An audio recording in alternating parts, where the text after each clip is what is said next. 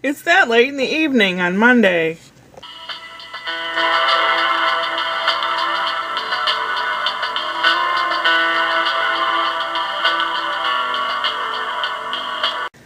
A week ago, I auditioned for a play with the Alpha Players. It's called Exit Laughing, and it's a comedy, and there are some characters about my age, and it's crazy. And today, by the end of the day, we're supposed to get an email whether or not we made the play. And I noticed, after some pestering of the Alpha people, saying, "Hey, that email is supposed to come tonight, isn't it?" Yeah. She goes, "Yes, you're right, it is." And I noticed in my email, there is something. Let's find out what it is together.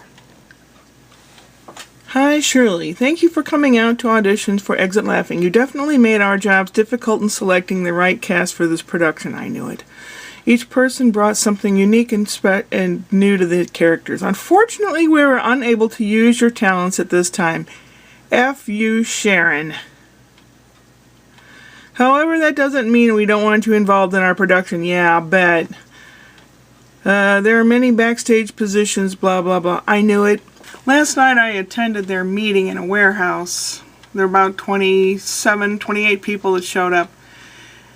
It snowed yesterday and everything was frozen. The ground was so slippery and frozen, but I went anyway.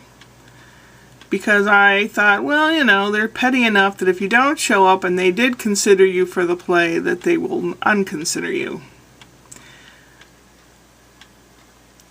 She knows I don't like her, I guess. And, it's all petty bullshit. Last night they were talking about what musicals they passed up on and why, and the musical that they wanted to do, Fiddler on the Roof, is into a traveling production, professional traveling productions doing it, so they restricted the rights. In other words, they said community theater groups cannot do it. Or people will pay $20 to see Fiddler on the Roof instead of $150, you know, when we come to your town. So they restricted, we can't do it. And the one they were going to do was Joseph and the Amazing Multicolored Dreamcoat, whatever. It's very catchy music in that. That's the one I voted for. But apparently everybody's on board with these other group of people, these little cliquish group of people, and everyone voted this other way. But when that was turned down, another theater group snatched up the idea. There are several theater groups in the St. Louis area. So now we can't do that. So they were talking about doing the Bridges of Madison County. It has non-dancing roles, and it's very simple cast, very simple set, blah, blah, blah. And another person stood up and read a letter vehemently opposing that because it talks about adultery and things like that. And it's just not family-oriented, blah, blah, blah. And then they were passing around slips of paper to people that were paying members that have been to all the meetings, which I'm one. And they said, well, we need a director for this play. And the only person's name down on the slip was Sharon's name. It was either check on Sharon's name or don't check on Sharon's name. I just checked elsewhere on the paper, like on, nobody.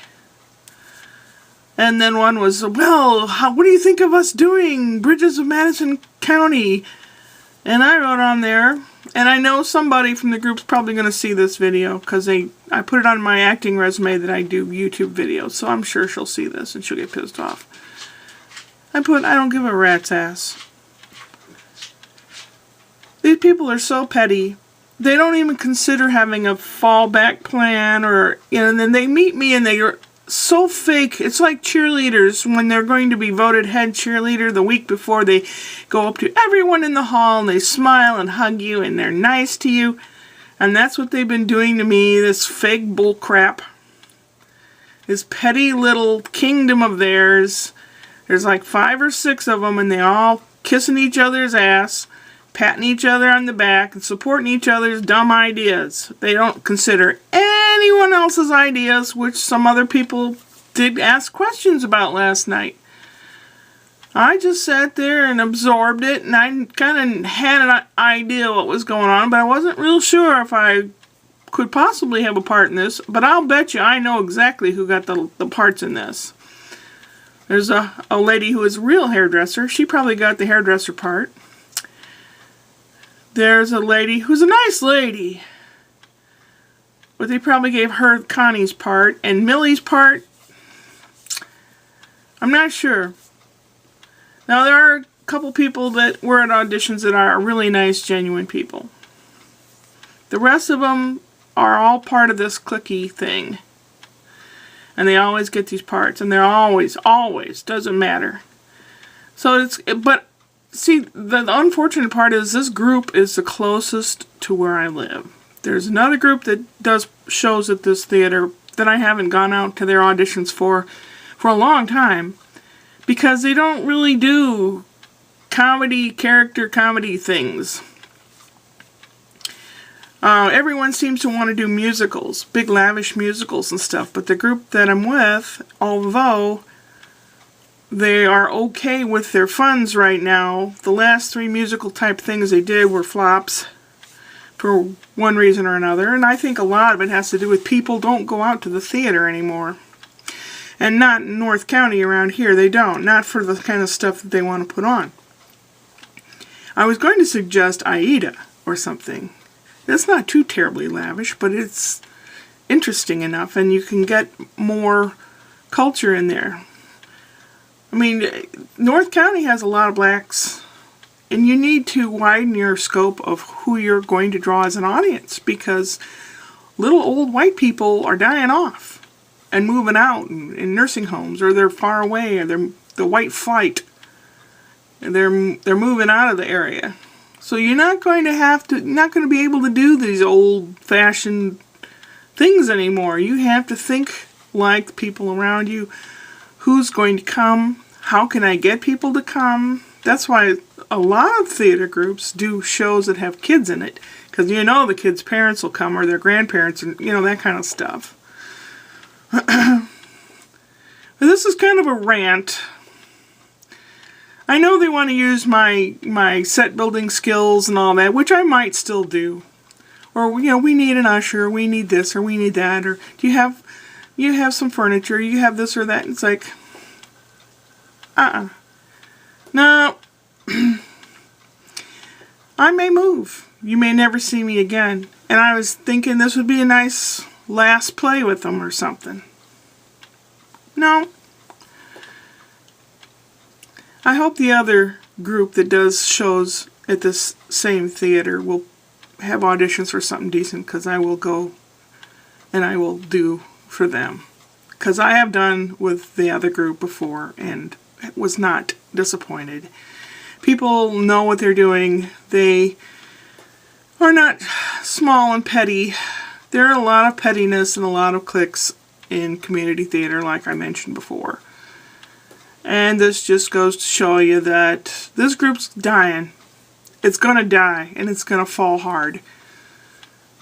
Because they want to do things that they want to do for themselves, blah, blah, blah.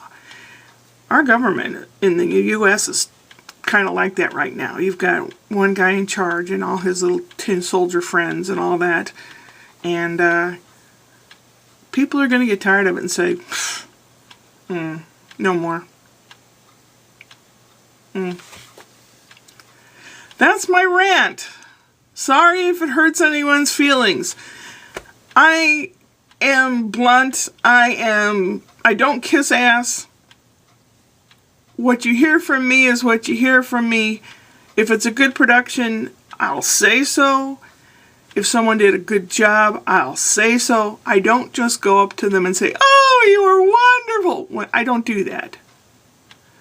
I'm not a bullshitter, and I'm not an ass kisser.